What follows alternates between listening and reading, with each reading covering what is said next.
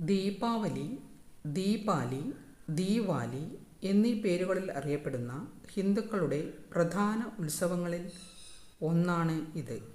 ഇതിനെ പ്രകാശത്തിൻ്റെ ഉത്സവം എന്നും വിളിക്കുന്നു.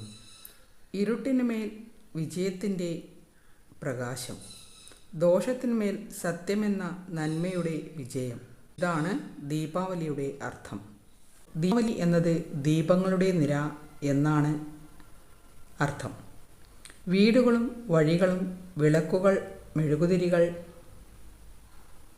നിറവിളക്കുകൾ എന്നിവ കൊണ്ട് അലങ്കരിക്കുന്നു. ശ്രീരാമൻ രാവണനെ തോൽപ്പിച്ച് അയോധ്യയിലേക്ക് മടങ്ങി വരുന്ന ദിനമായി കണക്കാക്കുന്നു. ചില സ്ഥലങ്ങളിൽ മഹാലക്ഷ്മി പൂജയുടെ ദിനം. സമ്പത്ത്, സമൃദ്ധി ഇവയുടെ ദേവിയായ ലക്ഷ്മി ദേവിയെ ആരാധിക്കുന്നു.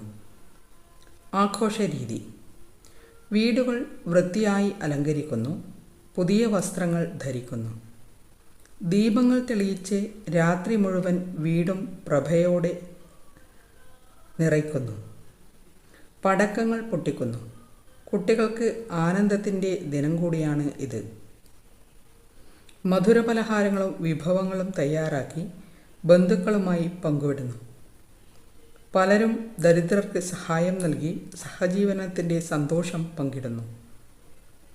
സാമൂഹിക ആത്മീയ സന്ദേശം: മനുഷ്യരെ നന്മയുടെ വഴിയിൽ നടപ്പിക്കുകയും ഇരുട്ടായ അജ്ഞത നീക്കുകയും ചെയ്യുന്നു. ഈ ഉത്സവം സൗഹൃദവും ഐക്യവും വളർത്തുന്നു. സ്നേഹം, ക്ഷമ, സന്തോഷം എന്നീ മൂല്യങ്ങൾ പുനഃസ്ഥാപിക്കുന്ന ദിനം കൂടിയാണ് ഇത്.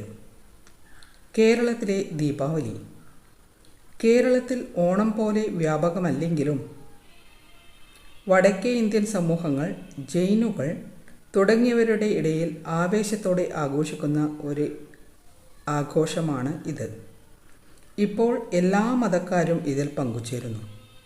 ചുരുക്കി പറഞ്ഞാൽ, ദീപാവലി നമ്മുടെ മനസ്സിലേക്കുള്ള ഒരു വെളിച്ചമാണ്. ഇരുട്ടിനുമേൽ നന്മയുടെ അല്ലെങ്കിൽ വിജയത്തിൻ്റെ പ്രതീകം.